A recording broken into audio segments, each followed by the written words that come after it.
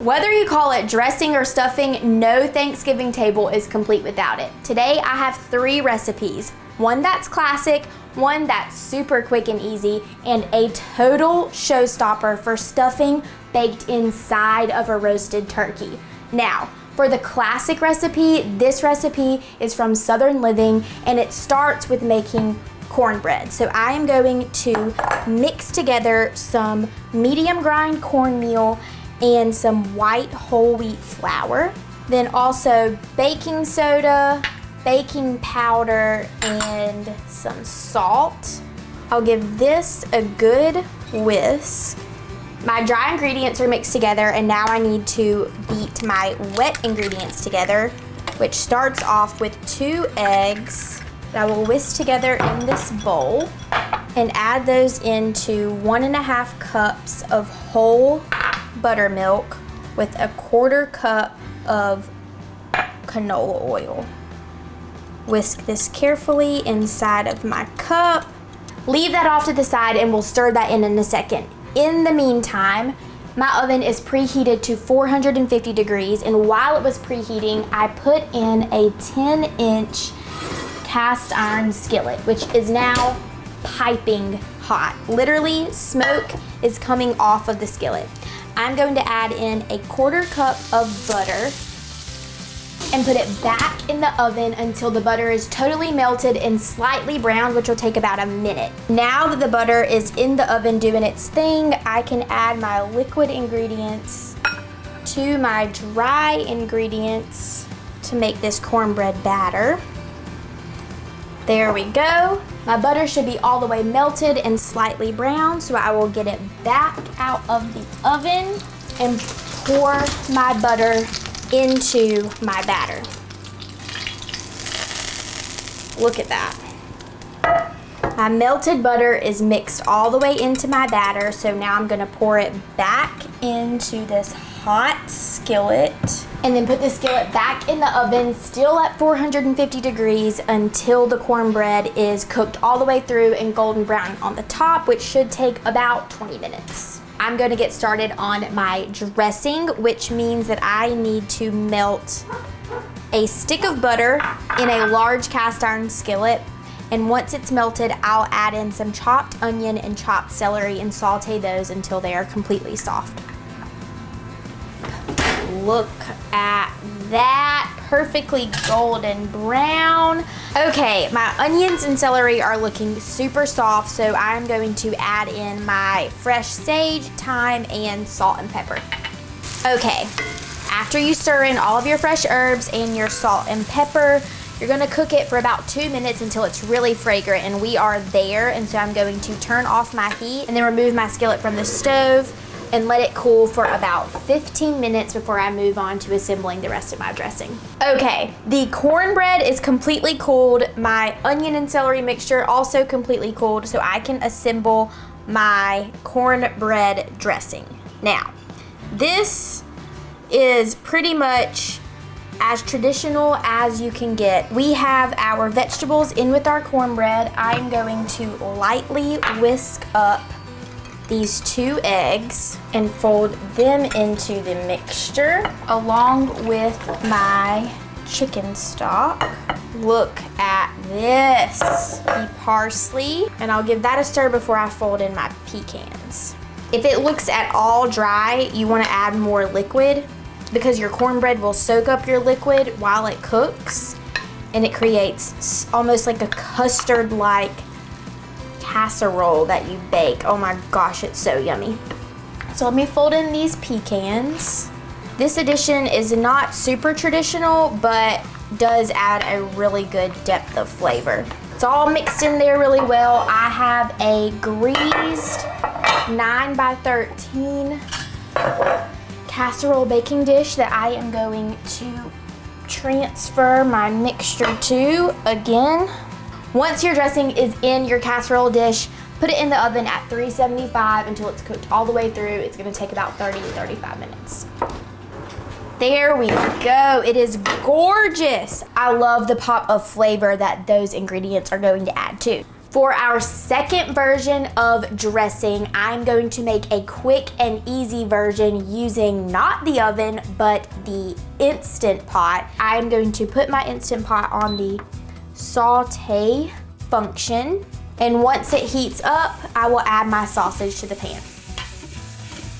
After your sausage is cooked for 3 minutes, you're gonna add in your butter, celery, and onion, and water chestnuts, and continue to saute it for about 4 more minutes. I've cooked this for a total of 7 minutes altogether, 4 minutes with the vegetables, 3 minutes before that with the sausage, so I'm going to turn it off and then stir in my spices. So I have some salt, pepper, sage, and thyme. Now I'll add in my fresh parsley, which gives it a nice pop of color, and my store-bought stuffing cubes.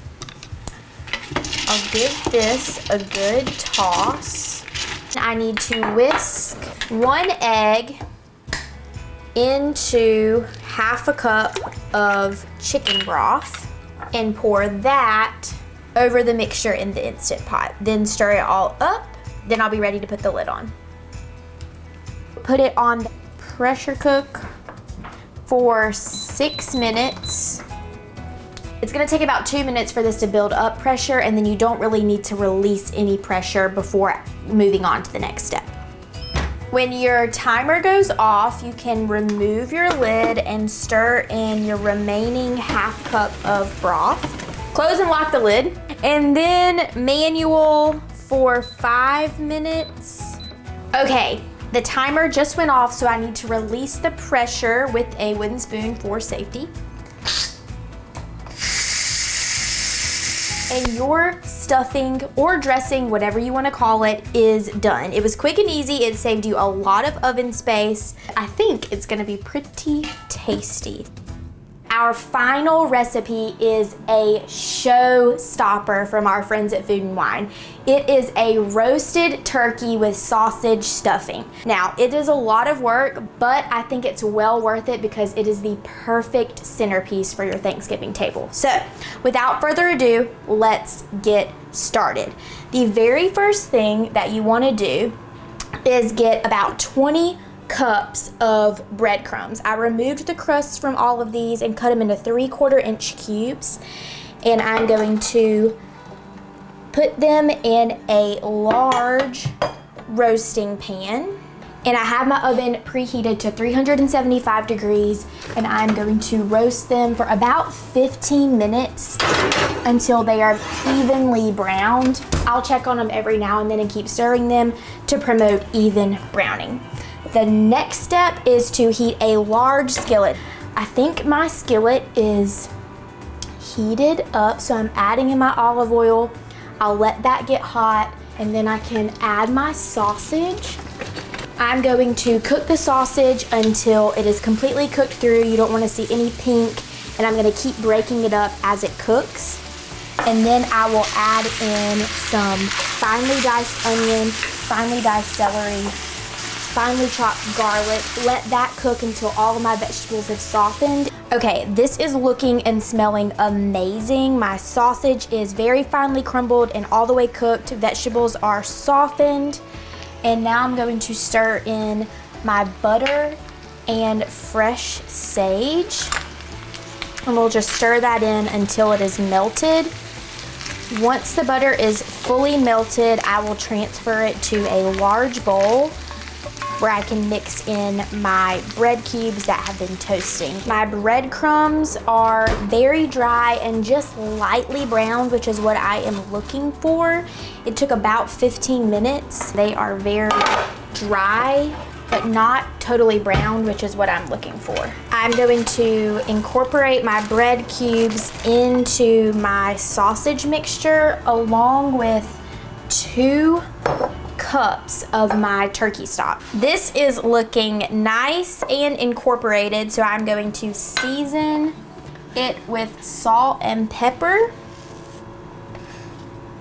Give it one more toss. And now I'm going to stuff the inner cavity with about 5 cups of the stuffing. And once I get my bird fully loaded, I am going to add the rest of the stuffing to a baking dish. So we will have 2 servings of stuffing. Putting the cross in the legs, crisscross applesauce, and then I'm going to tie the legs together tightly to seal all of that moisture in, and to also give this bird a really pretty shape when he comes out of the oven. And then we have some carrots that I have cut into 1-inch pieces that I'm going to scatter around the turkey, and also an onion that I have quartered, and 1 cup of my turkey stock.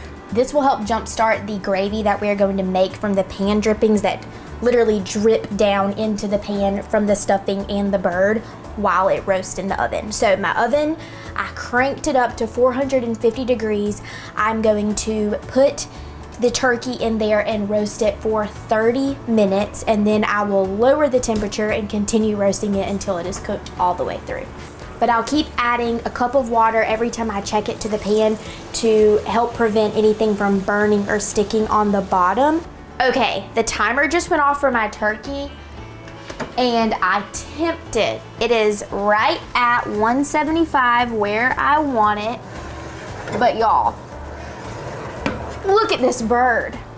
This is gorgeous. Perfectly golden. The color on it, I mean, talk about a showstopper. Now, need to let this cool. And in the meantime, I'm going to pop the extra stuffing into the oven to bake until it is golden brown. Y'all, I cannot believe how good these turned out. Whether you call it dressing or stuffing, and no matter how much time and effort you want to put into your Thanksgiving side dishes, one of these stuffing or dressing recipes is great for you. I hope they have earned their place on your Thanksgiving table. If you need more ideas like these for your Thanksgiving table, be sure you're subscribed to Allrecipes for more ideas, and be on the lookout for more Sides Show episodes coming to you soon. Without further ado, I'm going to dig in.